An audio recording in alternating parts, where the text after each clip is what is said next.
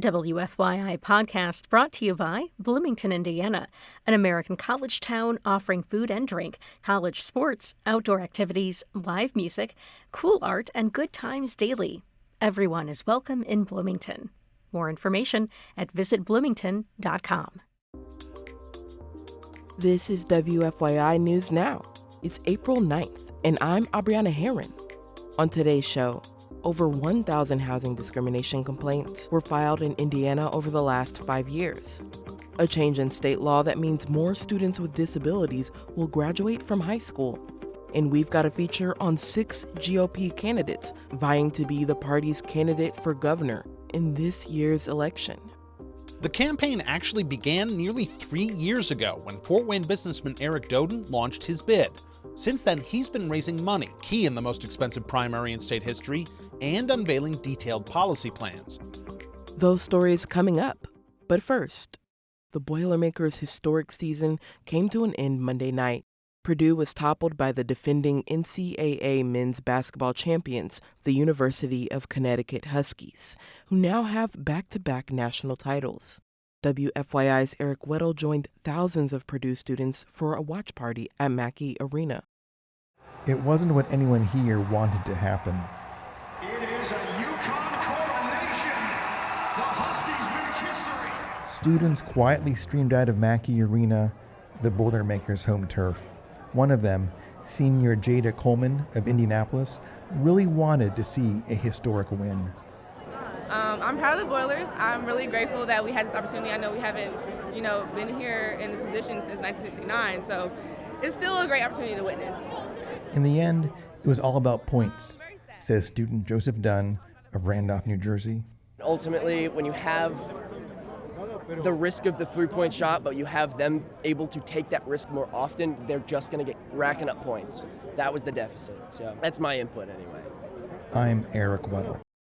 A new report shows over 1,000 housing discrimination complaints were filed in Indiana over a recent 5-year period. As Indiana Public Broadcasting's Violet Cumber-Weiland reports, the organization sharing this data hopes to spread awareness and educate others about housing discrimination. The Fair Housing Center of Central Indiana says over 1,300 fair housing complaints were filed during the report's time span. That's an 18% increase from 2019 to 2023. Of these complaints, about 38% reported housing discrimination based on disability, and about 29% reported housing discrimination based on race. Hoosiers also reported housing discrimination based on sex, familial status, retaliation, national origin, color, and religion. Allen County had the highest number of filed complaints, followed by Marion County, Lake County, and St. Joseph County. In a news release, the Fair Housing Center of Central Indiana says they hope this data demonstrates where more outreach and advocacy is needed throughout the state to ensure fair housing for all Hoosiers. For Indiana Public Broadcasting, I'm Violet Cumber-Weiland. A change to Indiana's law governing alternate diplomas will let more students with disabilities graduate high school. Indiana Public Broadcasting's Kirsten Adair reports the change will have the biggest impact in some of the smallest schools. Indiana's alternate diplomas are meant for students who have significant cognitive disabilities. Before the law was changed, no more than 1% of a graduating class could graduate with an alternate diploma. That meant some schools with very small class sizes couldn't count any students who earned an alternate diploma toward their graduation rate. Organizations like the Indiana School Boards Association ask lawmakers to change the law this year. Starting later this summer, small schools can allow one student to graduate with an alternate diploma, even if that student makes up more than 1% of the graduating class. According to a Ball State University study, 20% of Indiana school corporations had fewer than 1,000 students in 2022. For Indiana Public Broadcasting, I'm Kirsten Adair. And for our final story today, Indiana's first competitive gubernatorial primary in 20 years features 6 Republicans who, despite agreeing on many issues, are trying to differentiate themselves from their opponents. Indiana Public Broadcasting's Brandon Smith reports on how Mike Braun, Brad Chambers, Suzanne Crouch, Eric Doden, Curtis Hill, and Jamie Rittenauer are each trying to stand out from the pack. The campaign actually began nearly 3 years ago when Fort Wayne businessman Eric Doden launched his bid. Since then, he's been raising money, key in the most expensive primary in state history, and unveiling detailed policy plans. And those policies, Daudelin says, are what set him apart from his opponents. We're the only one with a plan for zero-cost adoption to help our 13,000 kids in foster care get in loving homes and not just pay for the adoption, but pay for the expensive aftercare that can often cause, families to struggle financially. But while the former head of the Indiana Economic Development Corporation had a head start, Daudelin's not the only candidate with detailed policy proposals. The most recent entrant into the race, Brad Chambers, has been rolling out his vision for Indiana's future. Much of the pitch from Chambers, who's also a former head of the IEDC, revolves around a central message. He's the candidate in the mold of former Governor Mitch Daniels. Having an outsider's view of challenges is super important. I think there's clarity in that. There's creativity in that, right? When you're in the system, it's hard to see the problems in the system. Several of the candidates have tried to claim outsider status in this race, but the only one who's never run for office before and never worked in government is Jamie Rittenauer. Rittenauer's campaign is faith-focused, as she says she was called to be Indiana's governor and is guided by the Bible's Book of Nehemiah. It says that the walls have been broken down and the gates have been burned with fire. And so what I bring to the table is a very real perspective of what's taking place in our nation right now. Rittenauer says the country is in a spiritual battle, has a moral crisis, and is in a debate between socialism and capitalism. She's likely the most conservative candidate in the field, but former Attorney General Curtis Hill likes to argue that he's the candidate with the most proven conservative record.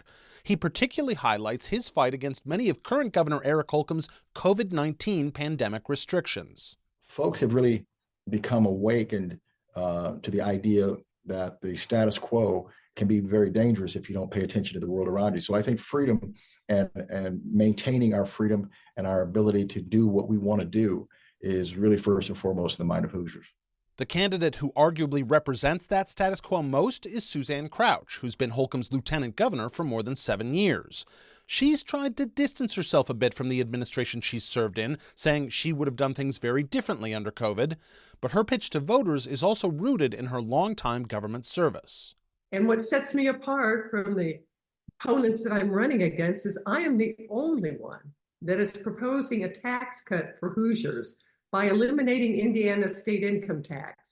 That tax cut has been the tentpole of Crouch's campaign, one each of the other candidates has attacked as unrealistic, though each of them also says they'd look to reduce taxes as much as possible.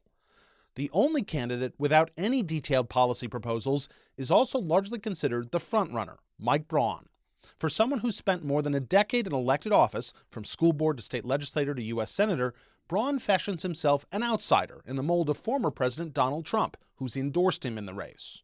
The issues are going to be less ideological here. It's like running the biggest business in our state now. And when you've got 30 agencies, you've got to know how to handle personnel. I mean, I did that for a living before I got to the Senate. Whichever message resonates best, most of the candidates won't have trouble spreading it. Braun, Chambers, Crouch, and Daudelin each entered 2024 with more than $1 million in their campaign accounts, and they've each raised hundreds of thousands or millions more this year just in large contributions. For Indiana Public Broadcasting, I'm Brandon Smith at the State House. That's all for today's episode of WFYI News Now. Our podcast is produced by the following people who live in your community: Drew Daudelin, Kendall Antron, who composed the music for this podcast, and me, Abriana Herron. Our news director is Sarah Neal-Estes.